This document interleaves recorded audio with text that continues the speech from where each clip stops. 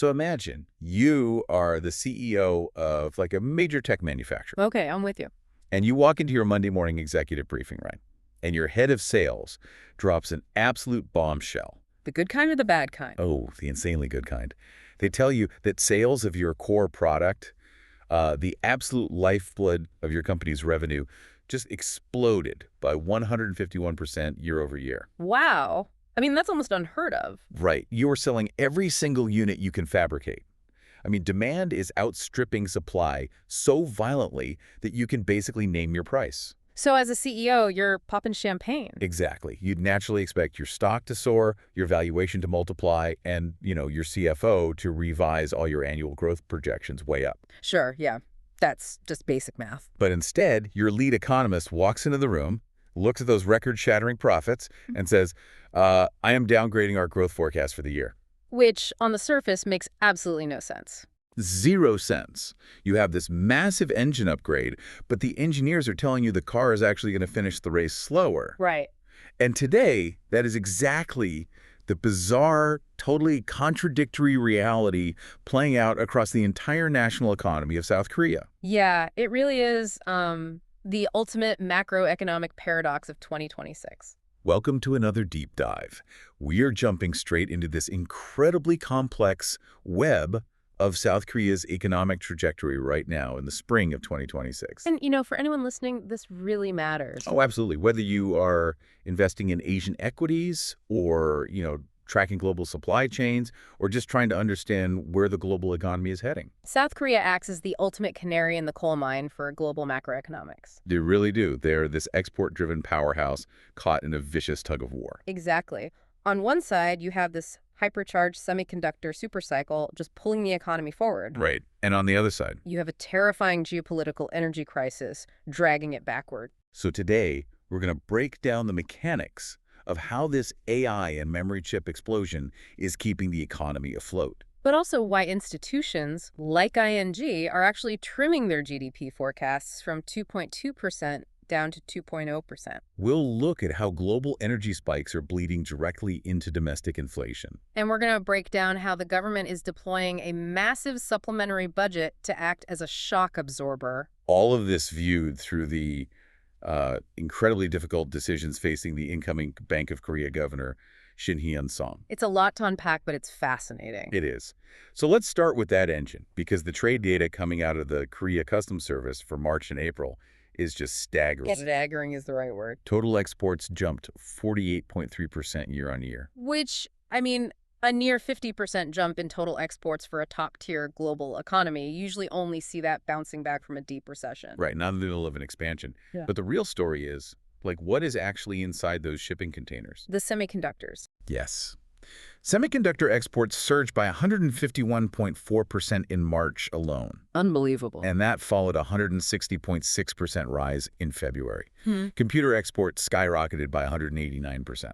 And solid-state drives, the SSDs, those went up an unbelievable 218%. I look at those numbers and I have to ask about the physical reality of this. How do they actually do it? Yeah, an industry cannot just build 150% more factories overnight. So how is that scale of revenue growth mechanically possible? Well, it's a phenomenal question because it gets to the heart of what this export boom actually represents. Yeah, break it down for us. It is not about simply pumping out 150% more physical silicon wafers. Because building a new fab takes years, right? Decades sometimes and billions of dollars. You can't just flip a switch and double production. So where's the money coming from? What we are seeing here is a collision of insatiable global demand with extreme price elasticity. Okay. We have to look at the specific types of chips South Korea dominates, namely DRAM and NAND flash memory. Let's pause there and unpack those two, because, we hear chips thrown around as a monolith, but they aren't.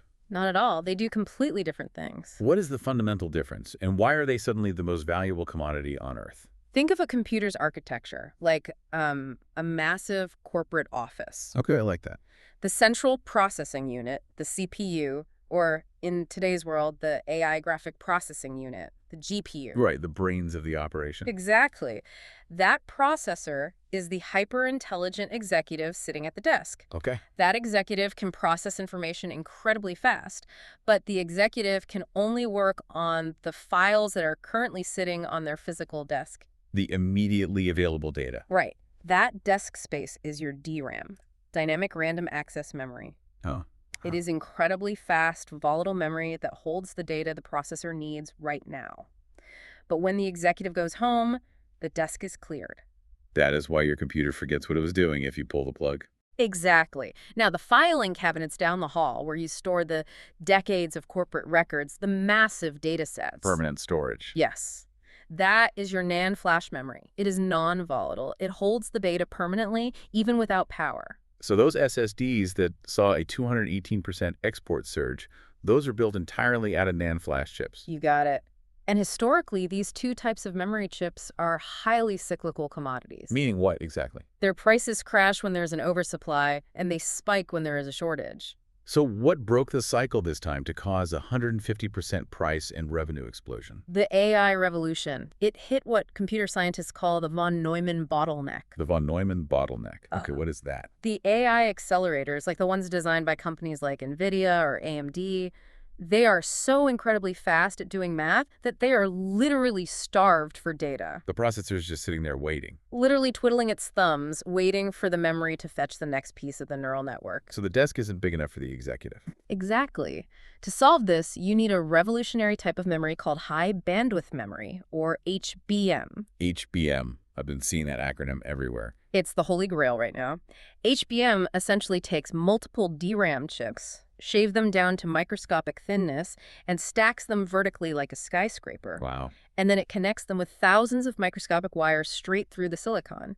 It provides a massive, ultra-fast highway of data directly into the AI processor. And let me guess, South Korea essentially owns the market for this specific, ultra-difficult-to-manufacture stacked memory. They absolutely dominate it. South Korean firms like SK Hynix and Samsung, they are the undisputed kings of HBM. And because every single tech giant on the planet, Microsoft, Google, Meta, Baidu, Tencent. They are all building massive AI data centers. Right. And they all desperately need these specific Korean memory chips. They cannot train their large language models without them. So supply is physically limited by manufacturing yield rates, but demand is infinite. Which means the prices have just gone stratospheric. So South Korea isn't just selling more chips.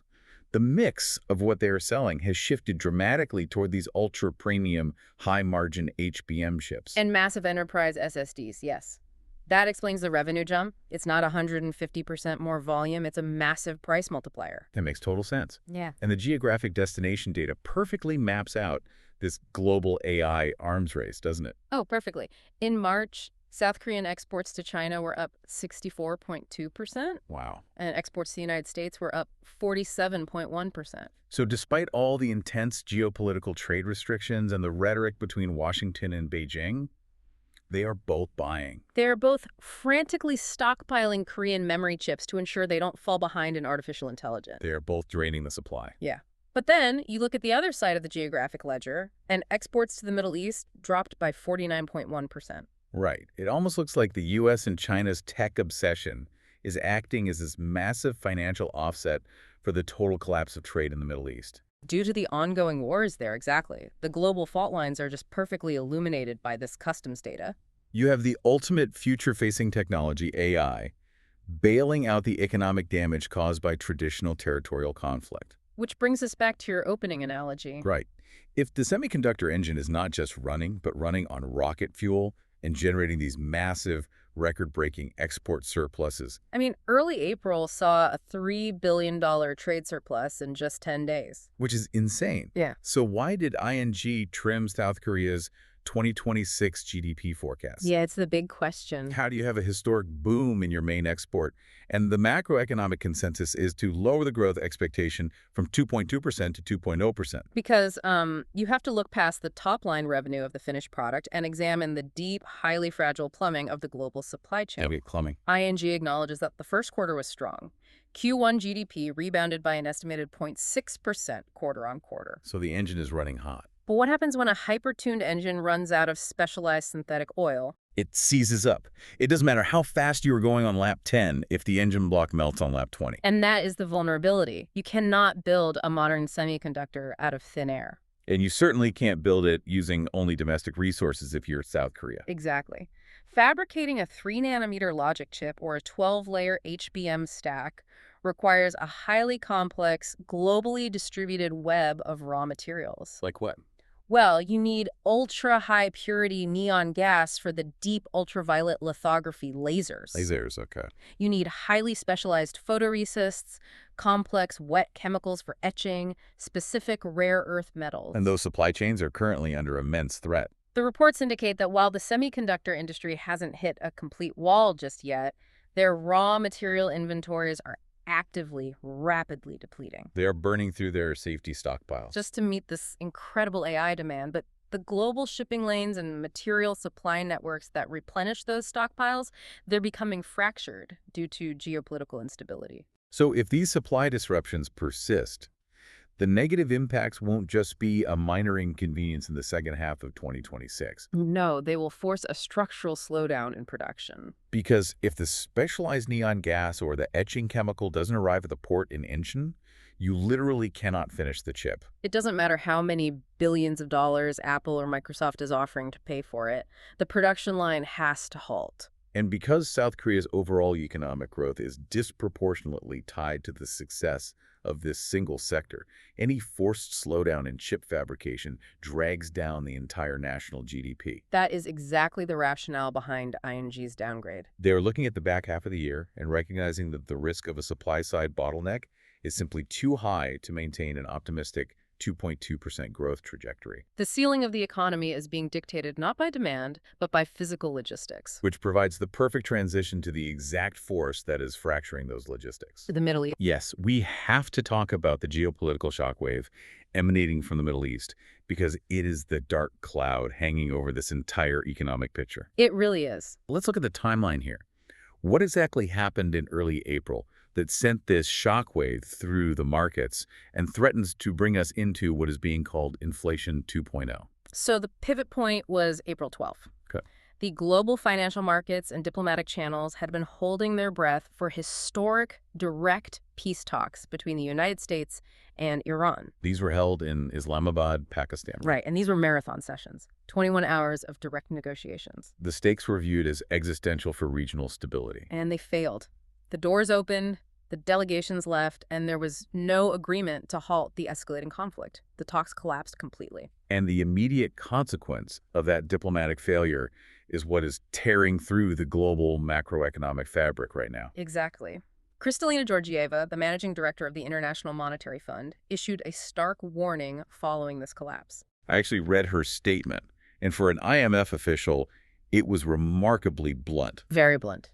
The IMF's April baseline forecast for global growth was sitting at a relatively healthy 3.1%. But she explicitly stated that if this conflict extends, which the failure in Islamabad practically guarantees, Right. global growth could drop down to 2.5% and global inflation could surge to 5.4%. That is a massive wealth-destroying event on a global scale. And the transmission mechanism for that economic damage is instantaneous. It doesn't take months to filter through the system. Not at all. The moment those peace talks failed, the global energy markets reacted violently. We saw West Texas intermediate crude oil spike to $112.95 a barrel. And Brent crude hit $109.77. Right. Let's talk about what $110 oil means for South Korea specifically. It's devastating. Because unlike the United States, which has massive domestic shale oil production to act as a buffer, South Korea imports essentially 100% of its petroleum needs. They are entirely exposed to the open ocean market. Their exposure is absolute. And the Bank of Korea's import price index data reflects this brutally. Following the spike in global benchmark prices, South Korea saw its crude oil import prices surge by an astonishing 88.5%. They'd have to stop you there. An 88.5% increase. Yeah. The fundamental cost of bringing a barrel of crude oil into the country nearly doubled. Really doubled. And jet fuel import prices surged by 67.1%. That is terrifying. When the foundational input cost for your entire industrial manufacturing base, your electricity grid, and your national transportation logistics network spikes by nearly 90%. It is mathematically impossible to contain that shock. Right. The companies importing that oil cannot simply absorb a 90% cost increase in their profit margins. It has to bleed into the broader domestic economy. It has to be passed on to the consumer. And this is exactly where we run headfirst into the domestic inflation reality. Because we had this prevailing narrative across the global economy, right? Post-COVID, Inflation raged out of control. Central banks around the world aggressively hiked interest rates. They crushed borrowing, and we all breathed a sigh of relief and thought, okay, we achieved the soft landing. The inflation monster is dead. In January and February of 2026, South Korea's inflation was holding perfectly steady at 2.0%. It was the exact target rate set by the Bank of Korea. It looked like a total policy victory. But then the March data came out, and the Consumer Price Index officially rose to 2.2%, breaching the central bank's target. But what I find fascinating is when you open up the hood of that 2.2% number and look at the components, it tells a tale of two completely different realities. It really does. If you look purely at the agricultural side, like food and non-alcoholic beverages, inflation actually increased at the mildest pace we've seen since 2020. It only went up 0.5%. Right. So domestic food supply is completely stable. If you are just buying groceries grown within the country, you aren't really feeling the pinch. But then you look at the transport inflation metric, and it skyrocketed by 5.0%. And the direct causality there is undeniable. That 88.5% surge in imported crude oil is immediately showing up at the gas pump for everyday drivers. It is massively inflating the diesel costs for logistics companies. And it is making it substantially more expensive to transport those 0.5% inflation groceries from the farm to the supermarket shelf. This is why I keep pushing on this concept of inflation 2.0. Right, because I think the public often misunderstands the mechanics of inflation. We treat it like one single disease. But it's really a symptom with multiple different causes. The first wave of inflation we fought a few years ago was largely demand pull inflation, right? Exactly. Governments printed trillions of dollars in stimulus, people were locked at home with fat bank accounts, and they all tried to buy Pelotons and laptops at the exact same time. Too much money chasing too few goods. But this new wave, this inflation 2.0, is completely different. It is a textbook case of cost-push inflation. The consumer doesn't have excess cash. Demand isn't surging. In fact, domestic demand might be contracting. But prices are rising anyway because the fundamental physical inputs required to create the goods, the energy, the raw materials have become drastically more expensive due to external shocks. You cannot cure cost-push inflation with the same medicine you use for demand pull inflation. You really can't. If you just hike interest rates to crush consumer spending, you don't magically make the crude oil coming through the Strait of Hormuz any cheaper.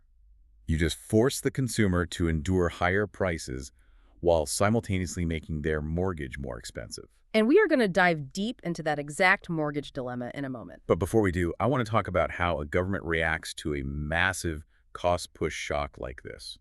Because the South Korean government didn't just passively watch the import data and shrug. They took immediate, highly aggressive defensive actions to secure their domestic supply chains. For example, in mid-March, they actually banned the export of naphtha. I'll admit, my chemistry knowledge is a bit rusty. What exactly is naphtha, and why is it so critical that a free trade nation would implement an export ban on it? So naphtha is a highly flammable liquid hydrocarbon mixture. It is produced during the refining of crude oil. Okay. Think of it as the absolute foundational building block for the entire petrochemical industry. How so? You take naphtha, you put it in a massive industrial facility called a steam cracker, and you break it down into ethylene and propylene. And those are used for what? Those chemicals are then used to manufacture almost everything in the modern world. Plastics, synthetic fibers for clothing, industrial solvents. The casings for those semiconductors we talked about. Yes, and the components of electric vehicle batteries. South Korea has a massive, highly advanced petrochemical sector. So by banning the export of naphtha, the government is essentially saying, we know crude oil imports are becoming incredibly expensive and precarious. Whatever naphtha we manage to refine domestically, we are hoarding it. We refuse to sell it abroad because we need to ensure our own domestic factories don't shut down. Exactly. It is a pure resource nationalism move triggered by scarcity fears. Wow. They also implemented tight export controls on other refined oil products. And you can gauge the internal anxiety of the government by the public statements they are forced to make. Right. The Minister of Trade, Kim Jung-kwon, held a briefing where he explicitly assured the public that this energy crisis can be managed without releasing the nation's strategic petroleum reserves. He highlighted that the country's crude oil securing rate is currently at 80%, providing a buffer against the immediate shock. But the very fact that a high-ranking minister has to stand at a podium and say, please don't panic, we aren't tapping the emergency reserves yet, is a classic crisis management tell. It reveals that tapping the reserves is an active scenario on their whiteboard. It projects calm while preparing the populace for a prolonged siege. So, synthesizing this, we have a massive energy shock, doubling the cost of imports, creeping inflation breaching the central bank target, and a government pulling up the drawbridge on vital industrial chemicals. When a macro shock of this magnitude hits the real economy, you run the immediate risk of small businesses failing because they can't afford their utility bills. And low-income households freezing or starving because their disposable income is entirely consumed by energy costs. The government has to intervene. Which brings us to segment 3, the shield. And what I genuinely believe is one of the most fascinating fiscal maneuvers I have seen in modern economic history. You're referring to the 26.2 trillion won supplementary budget. Yes. For our listeners working in dollars, 26.2 trillion won is approximately $17.3 billion. This isn't a minor policy tweak. No, this is a massive, aggressive deployment of state capital designed to act as a shock absorber. Where exactly is this money going? What are the mechanics of this intervention? The architecture of this budget is highly targeted toward immediate localized relief. It is essentially designed to artificially suppress the impact of the global energy spike at the point of consumption. Oh, so. It features direct cash payments and heavy energy subsidies, specifically ring-fenced for low-income households and small business owners. I also read about a massive voucher program. Yes, the government is distributing consumption vouchers ranging from 100,000 to 600,000 won per person, scaled based on household income. So roughly $70 to $400 a person. On a macro scale, what does handing out a $300 shopping voucher actually accomplish in the face of a global geopolitical energy crisis? Well, it maintains the velocity of money in the domestic retail sector. Okay, break that down. If a family's utility bill suddenly jumps by $300 a month, they don't simply print more money, they cut $300 of spending from somewhere else. Right. They stop going to restaurants, they stop buying clothes, they cancel domestic travel. Exactly. And that causes a cascading localized recession. The voucher ensures that the family can pay the inflated utility bill, but still has liquidity mandated specifically for domestic retail consumption. It protects the small business economy from collapsing due to sudden demand destruction. And there's another massive component to this budget regarding the oil refiners themselves, right? Because the government instituted retail price caps on fuel to protect the citizen. But we just established that the crude oil the refiner is buying costs 88% more. This is the hidden danger of price controls. If the government legally mandates that a gas station cannot charge more than X amount for fuel, but the refinery is forced to buy crude on the open market at double the cost, the refinery takes a massive loss on every gallon produced. If that continues for even a few weeks, the refineries go bankrupt, shut down production, and you transition from an expensive fuel crisis to an absolute physical shortage. There simply is no gas. Therefore, a massive portion of this 26 trillion won budget is dedicated to directly compensating the oil refiners for the spread between the global cost of crude and the domestic capped retail price. Okay, this all sounds like necessary emergency triage, but I'm going to push back hard here. Please do. I am looking at this from a macroeconomic perspective, and my brain is screaming inflation. Right. If we are already dealing with inflation 2.0, if the central bank target is breached at 2.2%, how in the world does the government inject $17.3 billion of fresh cash into the economy without pouring gasoline on the inflationary fire? It's a great point. Furthermore, where are they getting $17.3 billion in the middle of the fiscal year?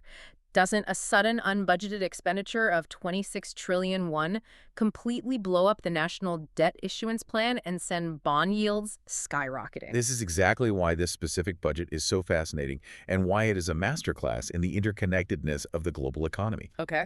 Your concern is entirely valid in a normal fiscal environment.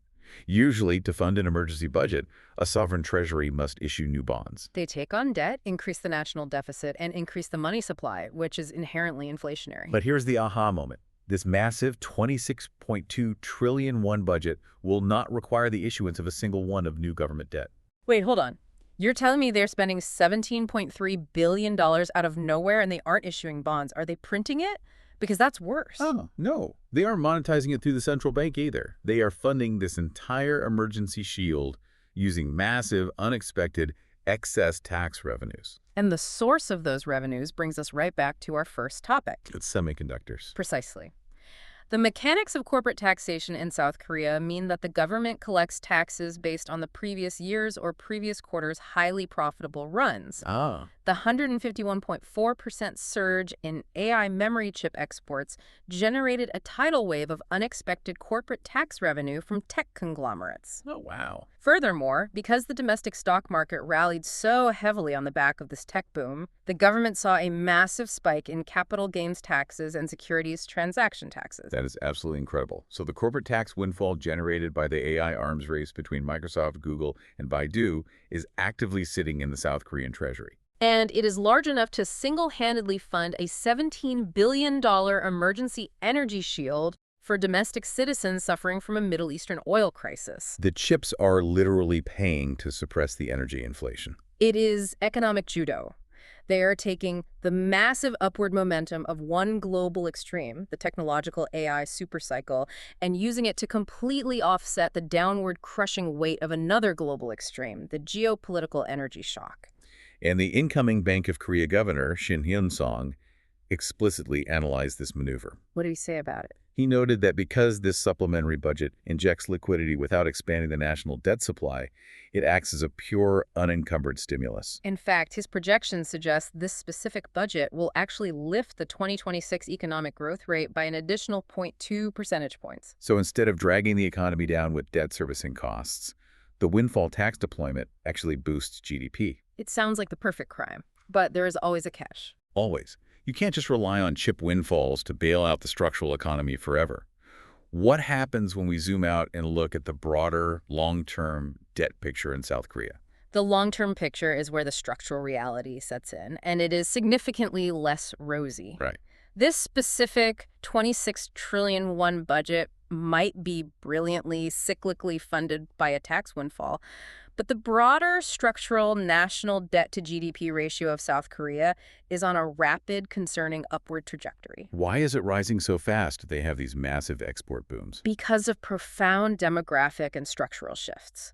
South Korea has the lowest birth rate in the world and an incredibly rapidly aging population. Right, the demographic cliff. Exactly. The structural welfare costs, like pensions, healthcare for the elderly, are exploding exponentially. Those are permanent, recurring costs that cannot be funded by a one-off tech boom. Now, consider the mathematics of the debt-to-GDP ratio. It is a simple fraction. The total accumulated national debt is the numerator, the total economic output, the GDP is the denominator. Okay, so to keep the ratio stable, if your debt grows by 3%, your GDP has to grow by 3%. Exactly. But if you face global headwinds, if the chip supercycle ends, or if a prolonged energy crisis permanently destroys industrial capacity, your overall GDP growth slows down. The denominator stagnates. But because of those aging population welfare costs, the numerator, the debt, continues to grow rapidly, regardless of the economic weather. And if the numerator grows while the denominator stalls, the overall ratio accelerates violently upward. Yes. The IMF has repeatedly warned that escalating sovereign debt ratios in an era of persistently high global interest rates is an incredibly dangerous combination. The cost of servicing that debt begins to cannibalize the government budget, leaving less money for infrastructure, education, or future emergency shields. But while the windfall tax deployment is a fantastic short-term cyclical victory, it completely masks a severe structural deterioration. Which brings us to the reality on the ground, because frankly, sovereign debt ratios are an abstract concept for most people. Government debt is only half the story in South Korea. The real burden, the actual pressure cooker of this economy, is sitting squarely on the shoulders of the everyday citizen. It is the family trying to buy an apartment, the young couple trying to secure a lease, the small business owner trying to expand. Let's dive into the domestic reality. I want to talk about what financial authorities are doing to household loans, because the numbers here seem incredibly punishing. To understand the intense domestic squeeze, you have to look at the macroeconomic goal of the financial authorities. They are terrified of the sheer volume of household debt in South Korea. How high is it? At the end of last year, the household debt-to-GDP ratio was sitting around 88.6%. It is one of the highest in the developed world. Wow. Their stated aggressive policy goal is to deleverage the populace and drive that ratio down to 80% by the year 2030. Dropping a national debt-to-GDP ratio by nearly 9 percentage points in a few years is a massive, painful macroeconomic contraction. Yeah. How exactly do they force that to happen? By turning off the tap. The financial authorities finalized the 2026 household debt growth target for the entire financial sector. Every bank, every lender is bound by this macro cap. And what is the cap? They set the target at an incredibly strict 1.5%. A 1.5% maximum growth in total outstanding household loans for the entire year. Yeah.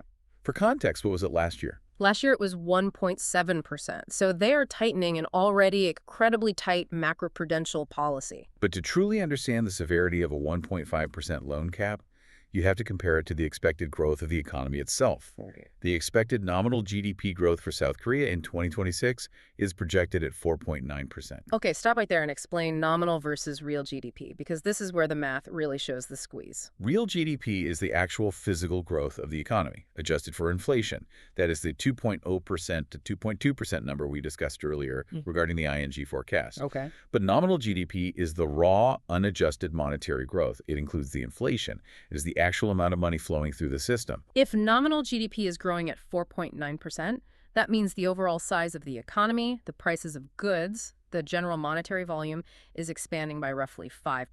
But the government is telling the banks, your total loan portfolio can only grow by 1.5%. Precisely. They are capping the growth of credit at less than one-third the speed of the nominal economy.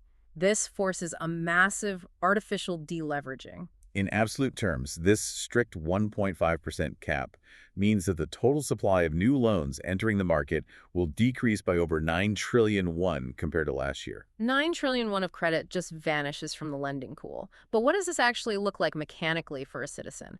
A 0.2% drop from last year's target sounds like a rounding error on a spreadsheet. Walk me through the actual real-world failure this causes. It creates a phenomenon that the Korean financial industry refers to as the loan cliff. The loan cliff. Okay, how does that happen? Let's walk through the mechanics of a bank operating under this quota. A major commercial bank is told by the regulator on January 1st, you are only allowed to grow your loan book by 1.5% this entire calendar year. Now, banks are inherently incentivized to lend.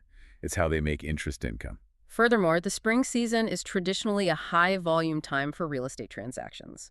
So the bank lends relatively aggressively in the first and second quarters, assuming they will manage the quota down the line.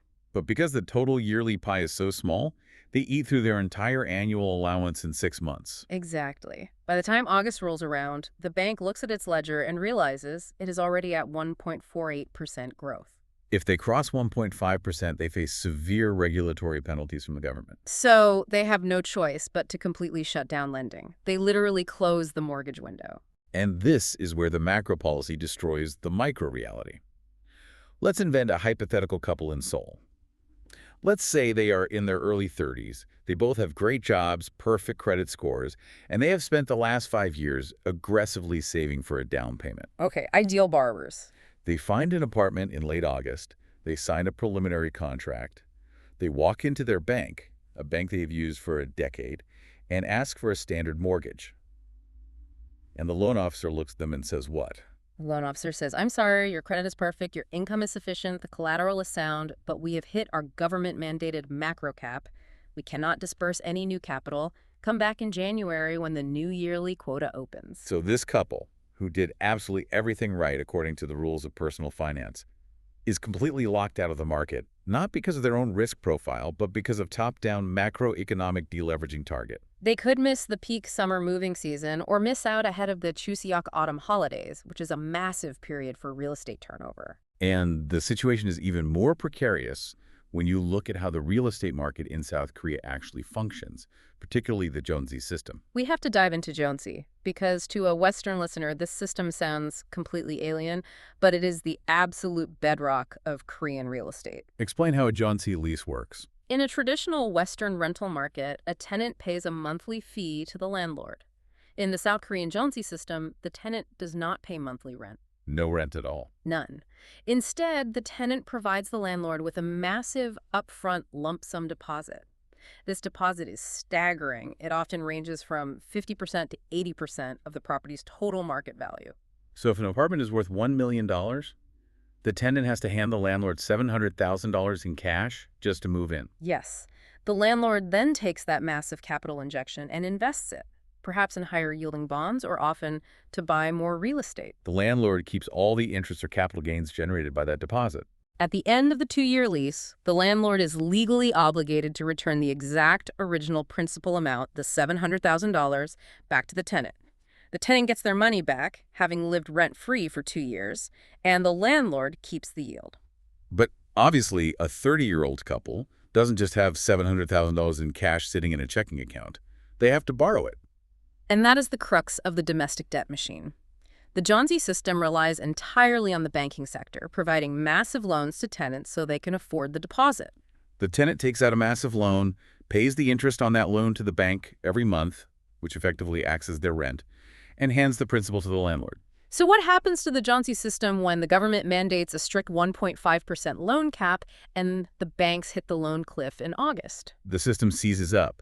If tenant's lease is expiring and they need to move to a new apartment, but the bank refuses to issue a new Jones loan because of the quota, that tenant faces immediate housing insecurity. Furthermore, if the new tenant can't get a loan, the landlord doesn't get the new deposit, which means the landlord might not have the liquidity to return the old deposit to the departing tenant.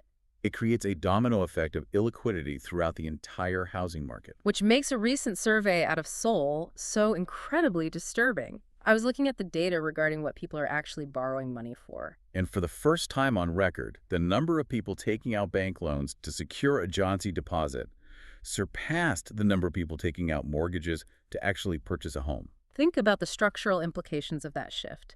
Historically, household debt is viewed somewhat positively if it is used for capital formation, borrowing to buy an asset that appreciates, building equity over a lifetime. Right, the traditional middle-class wealth-building model. But the combination of astronomically high home prices and these incredibly restrictive loan regulations has broken that model. The barrier to entry for ownership is too high. So the debt burden has simply shifted laterally.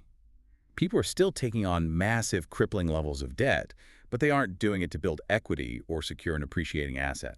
They're taking on maximum debt just to secure the right to rent a roof over their heads for 2 years. The financial vulnerability, the exposure to interest rate shocks, remains exactly the same, but the potential economic upside for the citizen is completely gone. It is no longer an investment vehicle. Household debt has become a pure survival mechanism. And this intense domestic pressure cooker intersects heavily with the political reality. Now, I want to be very clear to our listeners. We are analyzing this purely from the perspective of macroeconomic policy impact, not endorsing any political ideology. Right, just reporting the facts on the ground. But the political rhetoric surrounding real estate in South Korea is highly aggressive. President Lee Jae-myung has been explicitly vocal about this on his social media channels. He stated that realizing, quote, zero real estate speculation is an achievable policy goal through normalizing taxes, finance, and regulations. Zero real estate speculation is a maximalist policy objective. To pursue it, his administration has ordered a comprehensive review of massive holding tax burdens, specifically targeting corporate non-business real estate. The objective is to severely penalize conglomerates for hoarding land that isn't actively being used for productive business operations. And it goes further than corporate taxes. He hinted at implementing a total mortgage loan cap system. What exactly does that mean? A total mortgage loan cap is designed to close the final loopholes of leverage. Currently, under tight regulations, a buyer might hit the maximum allowable mortgage limit based on the value of the house, say 40%. To cover the rest, they might take out unsecured personal credit loans, borrow from family, or use secondary financial institutions. A total cap would evaluate the borrower's absolute total debt from all sources across the entire financial system and implement a hard ceiling. It is a dragnet designed to completely eliminate highly leveraged property purchases. They are essentially trying to legislate the financial leverage out of the housing market entirely. But when you squeeze the housing market this hard and you have an energy crisis threatening small businesses, you have to look at how the actual labor force is holding up. If we look at the headline numbers, things seem surprisingly robust. The overall employment rate in March hit a high of 62.7%. On paper, the domestic economy is employing people. But this is why macroeconomics requires digging beneath the headline aggregate data. The 62.7% number looks strong, largely driven by employment among older demographics and part-time service sector jobs. But a researcher at the Bank of Korea, Oh Sam-gil, recently published a structural analysis that reveals a deeply concerning hidden crisis within the labor market. The youth labor force participation rate? Specifically, male youth labor force participation. According to Osam Peel's research, since the early 2000s, this specific metric has been on a relentless, steady decline in South Korea. But the most alarming part of his analysis is the comparative aspect. South Korea is currently exhibiting the steepest drop in male youth labor force participation among all OECD countries. That is a staggering finding. The steepest drop in the entire developed world. We aren't talking about unemployment, right? Unemployment measures people actively looking for a job, but failing to find one. Correct. Labor force participation measures the percentage of the demographic that is either employed or actively looking. A drop in participation means these young men are completely dropping out of the formal economy. They aren't even looking for work. Why? What is the structural mechanism driving an entire generation of young men out of the workforce during an alleged tech boom? It is a confluence of structural mismatches. First, there is the intense, hyper-competitive exam culture. A massive portion of this demographic spends years, sometimes their entire 20s, studying for highly competitive civil service exams or corporate entrance exams for the major conglomerates like Samsung or Hyundai. During those years, they produce no economic output and do not participate in the labor force. And if they fail the exam, They often refuse to take lower-tier jobs at small to medium enterprises, leading to a permanent mismatch. The smaller factories and logistics companies are desperate for workers, but the highly educated youth refuse to take those jobs due to massive wage disparities and social stigma.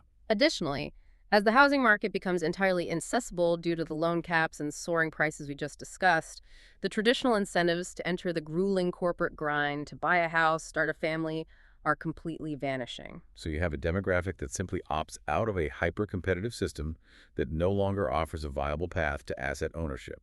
It represents a massive long-term hemorrhaging of potential economic dynamism. So if we pull all of these threads together, the picture is incredibly daunting. We have an export economy completely reliant on a fragile, supply chain constrained semiconductor boom. We have a domestic real economy suffering from an 88% surge in energy import costs, breeding costs push inflation 2.0. We have a massive 26 trillion won government bailout budget, brilliantly funded by tax windfalls, but masking a decaying structural debt ratio. We have a housing market paralyzed by a 1.5% loan cliff that forces citizens to take on massive debt just to rent. And underneath it all, the youth labor force is structurally detaching from the economy. It is a monetary and demographic storm of epic proportions. Which brings us to the man who actually has to stand at the helm of the ship and try to navigate this storm. We need to talk about Shin Hyun-song, the incoming governor of the Bank of Korea, and the incredibly perilous decisions he faces right now. Shin Hyun-song is stepping into what is arguably the most difficult, multidimensional central banking environment imaginable. He cannot just pull one lever without causing a crisis somewhere else. His initial diagnosis of the systemic risk in the market is incredibly telling about his regulatory philosophy. Yeah, he didn't rely on generic central bank platitudes. He looked at the immense volatility in the foreign exchange market, and he looked at the massive, terrifying risks building up in real estate project financing. For our listeners, PF loans are the highly leveraged, short-term debt instruments developers use to fund the construction of massive apartment complexes before they are built. Shin looked at that looming crisis, and he pointed the finger directly away from the traditional banking sector. He specifically called out non-bank financial institutions. He explicitly highlighted pension funds, insurance companies, and specialized asset managers. Why is that distinction so important?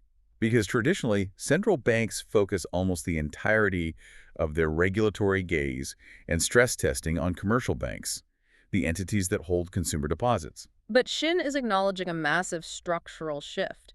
Because the commercial banks are bound by that incredibly strict 1.5% loan growth cap, they are heavily regulated and relatively safe. But the real systemic volatility has migrated into the shadow banking sector. Right, because an asset manager or an insurance company needs to generate yield. If they can't get yield in safe government bonds, they start hunting for higher returns in riskier ventures. Precisely. These non-bank entities have aggressively funneled massive amounts of capital into highly speculative real estate project financing. They are chasing yield in a frozen housing market. Shin's diagnosis is a warning shot. I see where the hidden leverage is, and it's not in the commercial checking accounts, it's in the specialized asset funds. It signals a major shift in how the bulk will approach systemic risk regulation. But his most immediately impactful statement wasn't about regulation, it was about monetary policy itself. He evaluated the current Bank of Korea base interest rate. Right now, the base rate is sitting at 2.50%. Yeah. And Shin publicly stated that he views this 2.50% level as being exactly in the middle of the neutral rate range. The concept of the neutral rate, often referred to by macroeconomists as R-star, is the holy grail of central banking. It is the theoretical invisible interest rate that represents perfect macroeconomic equilibrium. Explain the mechanics of equilibrium here. If the central bank sets the base interest rate below the neutral rate, money is artificially cheap. Borrowing is easy. You are actively stepping on the gas pedal of the economy, which stimulates growth but also stimulates inflation. If the central bank sets the rate above the neutral rate, money becomes expensive. Borrowing is painful. You are stepping on the brakes, slowing down economic growth in order to cool off inflation. So by declaring that 2.50% is exactly in the middle of the neutral range, Shin is essentially saying, right now, the Bank of Korea's policy is neither hitting the gas nor hitting the brakes. We are just coasting in neutral. That is his assessment of the baseline posture. But here is where I have to push back on Shin's logic, or at least highlight the terrifying dilemma he is facing. If 2.50% is the neutral coasting rate, but we just established that March CPI inflation popped to 2.2%, officially breaching the bank's 2% target. And we just established that the failure of the Islamabad peace talks sent crude oil to $112, triggering an 88% surge in import costs that is rapidly bleeding into transport inflation. Does Shin have the luxury to coast? He can't just leave the car in neutral if costs push a clinching. Inflation 2.0 is actively accelerating down the hill, right? And that is the exact agonizing trap he is in. The global macroeconomic consensus, including the IMF's warning of 5.4% global inflation, makes coasting at a neutral rate incredibly dangerous. Here is the mechanical risk. If you keep your nominal interest rate locked at 2.50%, but inflation rises from 2% to 3% to 4%, your real interest rate, which is the nominal rate minus inflation, actually turns deeply negative. Wait, if the real interest rate turns negative, the central bank is accidentally subsidizing borrowing. They are accidentally hitting the gas pedal while trying to coast. Exactly. If you stay neutral while inflation surges, your monetary policy automatically becomes highly stimulative, pouring gasoline on the inflationary fire. Because of this mechanical reality, the market is aggressively forecasting that Shin will be forced to hit the brakes. ING published a very specific forecast on this. They predict that the Bank of Korea, under Shin's leadership, will have no choice but to deliver a 25 basis point rate hike in July. For clarity, a basis point is 1/100th of a percentage point. So a 25 basis point hike means moving the base rate from 2.50% up to 2.75%. ING believes this move is absolutely necessary to explicitly stabilize the currency, fight off the imported energy shock, and ensure broad financial stability in the face of inflation 2.0. Okay, a hike to 2.75% makes perfect sense if you are looking purely at the inflation mandate. But let's bring us all the way back to the domestic squeeze we just talked about. Let's look at the couple trying to secure a Johnsy lease. You have a real estate market where people are already maxed out on massive floating rate bank loans just to pay a landlord a lump sum deposit to rent an apartment. You have a strict 1.5% cap on new loan growth, causing a loan cliff. If Shin hikes interest rates to 2.75% on top of that, he is actively mechanically increasing the monthly interest debt burden on millions of highly leveraged households who are already being crushed by high grocery and fuel prices. That is the tragedy of monetary policy. Central banks do not have a surgical scalpel. They have a massive, blunt sledgehammer. Shin has to weigh two catastrophic outcomes against each other. On one hand, he must consider the risk that a rate hike will deeply hurt the already squeezed real estate market, potentially triggering mass defaults on those Genanti loans and collapsing the highly speculative project financing funds run by the shadow banks. A localized domestic financial crisis. Yes. But on the other hand, he has to weigh the absolute existential necessity of keeping imported energy inflation from destroying the purchasing power of the entire nation. If inflation runs completely out of control, it acts as a highly regressive tax that destroys everyone, especially the poorest citizens who spend the highest percentage of their income on food and fuel. But if you hike rates to fight the inflation, you deliberately break the over-leveraged housing market. It is an impossible choice. He has to decide which part of the economy gets sacrificed to save the rest. But amidst all of this gloom, all of these terrifying macroeconomic paradoxes, I was reading through the source material and I found what looks like a fascinating ray of hope on the horizon for South Korea. A structural mechanism that could act as a massive stabilizer for Shinhin. You are looking at the WGBI inclusion. South Korea's financial authorities have been engaged in an aggressive, multi-year diplomatic and financial campaign to achieve inclusion in the World Government Bond Index, or WGBI. I see acronyms like this all the time in financial reports, but the sheer scale of the money involved here is breathtaking. Break down exactly what the WGBI is and mechanically, why does being included in it alter the trajectory of a sovereign economy? The WGBI is a massive, globally recognized benchmark index managed by FTSE Russell, a major British financial data provider. It tracks the performance of sovereign debt, the government bonds of over 20 countries. This is essentially the VIP club for the safest, most liquid, most reliable sovereign debt on the planet. Okay, so it's a prestige thing, a stamp of approval. But how does that translate into actual capital? It is vastly more than a stamp of approval because of how modern global finance operates.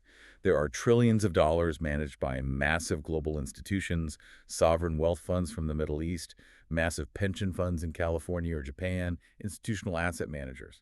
Many of these massive funds utilize passive investment strategies. They do not employ analysts to actively pick and choose which country's bonds to buy. Instead, their mandate is simply to blindly, automatically replicate the WGBI index. So if a country is added to the WGBI index, every single passive fund tracking that index is legally mandated by their own algorithms to immediately buy that country's bonds in the exact proportion dictated by the index weighting. Exactly. It triggers an automatic, mandatory fire hose of global capital directed straight into your national treasury market. DB Securities published a forecast modeling the exact mechanical impact if South Korea finally achieves official inclusion. Their models predict this inclusion would force 75 to 90 trillion won of foreign capital to automatically flow into the South Korean bond market. 75 to 90 trillion won. That is roughly $50 to $60 billion of passive required structural buying. What happens to the mechanics of the South Korean economy when $60 billion suddenly floods the zone trying to buy government debt? Two highly powerful macroeconomic shifts occur simultaneously, and both of them are incredibly beneficial for a central bank governor trying to fight off an inflation crisis without crushing the domestic housing market. First, we have to look at the currency mechanics. To buy those South Korean treasury bonds, the Global Pension Fund in London or the Sovereign Wealth Fund in Dubai cannot use US dollars or euros or pounds. They must first convert their capital into South Korean won to execute the purchase. So $60 billion worth of foreign capital hits the foreign exchange market, all aggressively demanding to buy one. Yes, that massive sudden surge in structural demand for the currency causes the value of the South Korean won to appreciate significantly against the US dollar. DB Securities predicts this mandatory buying could drop the USD-KRW exchange rate by a massive 65 won. And here is the aha moment that ties this entire deep dive together. If the South Korean currency becomes substantially stronger, it completely changes the math on the energy crisis we discussed in segment 2. If the won is stronger, it takes fewer won to buy the exact same barrel of $110 Middle Eastern crude oil. Precisely. A stronger currency acts as a direct structural weapon against imported cost-push inflation. It artificially lowers the domestic price of imported oil, imported natural gas, and imported food. It cools off inflation 2.0 without the central bank having to lift a finger. That is incredible. And what is the second macroeconomic shift? The second shift happens in the bond market itself. When $60 billion of mandatory capital floods in, aggressively bidding to buy government bonds, the price of those bonds is driven up. And there is a fundamental law of finance. When bond prices go up, bond yields, the interest rate the government has to pay out, go down. Because the government doesn't have to offer a high, attractive interest rate to entice buyers. The buyers are forced to buy regardless, so the government can slash the yield they offer. Exactly. DB Securities estimates that the sheer volume of this buying pressure could force the yield on the South Korean 10-year government bond to drop by 55 basis points. A drop of over 0.5% on the benchmark sovereign yield. That is massive. That fundamentally lowers the long-term borrowing costs for the entire government. Which means funding things like that 26 trillion won emergency shield budget becomes substantially easier and cheaper over the long run. It creates immense fiscal breathing room. But more importantly for Shin Hyun-song, sovereign bond yields act as the foundational gravity for all other interest rates in the economy, including commercial mortgage rates. If the 10-year sovereign yield drops by 55 basis points due to foreign capital inflows, the fixed mortgage rates offered by commercial banks will also soften. So WGBI inclusion would essentially act as a massive macroeconomic bailout for the Bank of Korea. It strengthens the currency to directly fight the imported energy inflation and simultaneously lowers bond yields to soften the blow on the highly leveraged Geronci housing market. It gives Shin the breathing room to perhaps avoid delivering that brutal rate hike in July. It is the ultimate systemic relief valve. It perfectly synthesizes the agonizing complexity of this situation. The Bank of Korea is currently trapped in a vice between domestic debt fragility and imported energy inflation. The semiconductor supercycle is generating the corporate windfall revenue to fund a defensive fiscal shield, but the supply chains remain terrifyingly vulnerable. Shin is preparing to hike rates if absolutely necessary to kill the inflation, but he is desperately hoping that global index inclusion can provide a structural tailwind to save the economy from a hard landing. Which brings us to the end of this incredibly dense, fascinating map of the 2026 South Korean macroeconomy. I want to distill this deep dive down into three core overarching takeaways for our listeners to take away from this analysis. First, we have an economic engine that is running white hot, but the fuel line is entirely exposed. The AI-driven semiconductor supercycle, specifically the explosion in demand for high-bandwidth memory, is literally printing money. It is single-handedly propping up national export numbers and generating massive tax windfalls. However, severe structural vulnerabilities in the global supply chains for the raw chemical inputs mean this boom is highly fragile, leading to GDP growth downgrades heading into the second half of the year. Second, the geopolitical shockwave remains the great destabilizer of the decade. The failure of peace talks in the Middle East has sent crude oil soaring past $110 a barrel, birthing the very real threat of cost-push inflation 2.0. The South Korean government is throwing up a massive 26.2 trillion won fiscal shield to protect its citizens and small businesses, a shield brilliantly cyclically funded without new debt thanks to the chip boom. But ultimately, it is a defensive, short-term maneuver, masking a rising structural debt ratio in a highly volatile world. And third, the domestic citizen is caught in the jaws of a brutal monetary vice. Between a wildly strict 1.5% macroeconomic cap on household loan growth that creates a paralyzing loan cliff, and a broken housing market where citizens are forced to borrow massive sums just to secure a Geronci rental deposit, the financial pressure on the ground is intense. Incoming Bak Governor Shin Han-song has the unenviable, nearly impossible task of deciding whether to hike rates to fight off the imported energy inflation, thereby risking the collapse of highly leveraged households and project financing funds, or coast in neutral and hope for a WGBI bailout. It is a phenomenal, terrifying balancing act, and it leads me to a final lingering thought for you to mull over as we wrap up today. Something we haven't explicitly stated, but that has hovered over the subtext of this entire deep dive. Yeah, let's hear it. We are witnessing a truly fascinating, almost poetic global paradox here. South Korea is arguably creating the most advanced, futuristic technology on the entire planet.